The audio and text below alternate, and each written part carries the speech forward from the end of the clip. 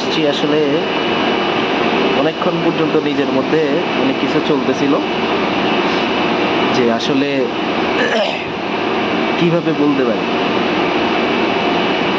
তো আসলে সবার জিনিস দিয়ে তো আমি বলতে পারবো না, আমি আমার জিনিস দিয়েই ভালোভাবে বলতে পারবো।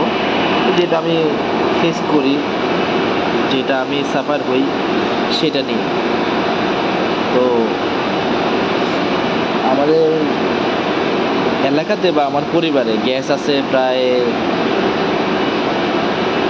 প্রায় 25 বছর, 25 বছর বা 20 বছর, এমন 20 থেকে 25 বছর। তো যাক, এর আগে একবার, আজকে থেকে 8-9 বছর আগে একবার হচ্ছে গ্যাসের সমস্যা হয়েছিল। 8-9 বা 12 বছর এরকম আগে একবার হচ্ছে গ্যাসের লাইনে আমাদের সেনবাগ রাস্তার মাথায় একটা সমস্যা হয়েছিল, বিকট শব্দ হয়েছিল।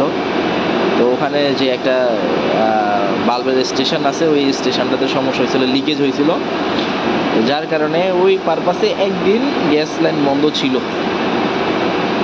তারপর অবশ্য এরকম আর বন্ধ হয় নাই।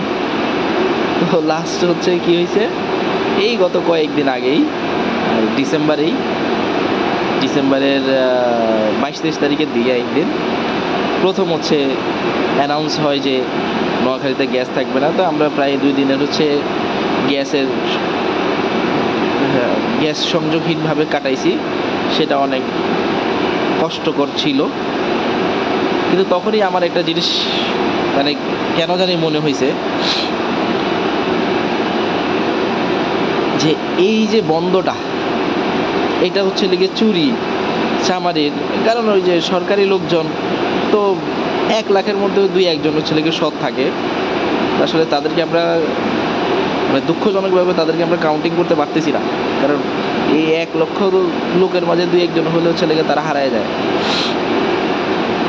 তো ওই চোরের গোষ্ঠী চোরেরা এখন হচ্ছে যারা সিলিন্ডার সেল করে, বেচে, তাদের সাথে হচ্ছে খোঁজ নিয়ে দেখতে পারবেন আপনারা, যাদের হচ্ছে ক্ষমতা আছে, যাদের হচ্ছে ওই লেভেলের আছে, তারা দেখতে পাবেন।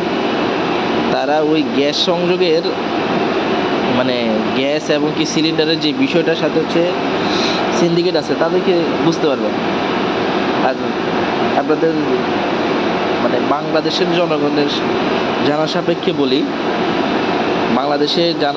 বলি, যে সিন্ডিকেটের যে বিষয়টা কিছুটা গত 24শে আগস্ট থেকে এই কিছুটা হচ্ছে যাওয়ার পরে পুরোপুরি যায় না, কিন্তু মানে এমন না যে তত্ত্বাবধায়ক সরকার আসছে আর ওটা পুরোপুরি হচ্ছে শেষ হয়ে গেছে, এমন না।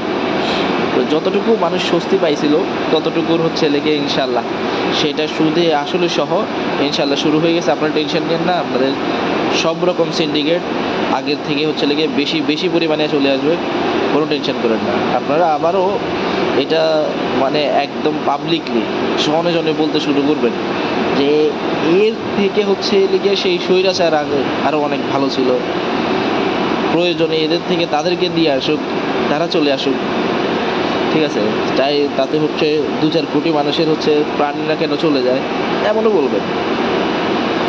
সমস্যা হচ্ছে আমরা সাধারণ মানুষ এমনটাই, ভীত মানুষ। আর যতক্ষণ না নিজের পিঠে লাথি না পড়ছে ততক্ষণ পর্যন্ত আমরা হইতে চায় না। আর এই জন্য মোড়ে কায়েত হয়ে গেলে এটাই, তাতে কি। মনে রাখবেন একটা কথা, এই হাদি আজকে এত কোটি মানুষের অন্তরের মধ্যে হচ্ছে অশ্রু ঝরাইতে পারছে। এটা হচ্ছে কি আমি 1000 লক্ষ কোটি বার চাইলেও পারবো না। সে হাদি পারছে শুধুমাত্র তার মুখ এবং কি অন্তরের বিষয়টা চাওয়াটা শুধু এক ছিল দেখেই পারছে। এটা আর কেউ হইতে পারবে না। আর এটা শুধু জনগণের জন্যই ছিল। সাফারের অপেক্ষা থাকেন।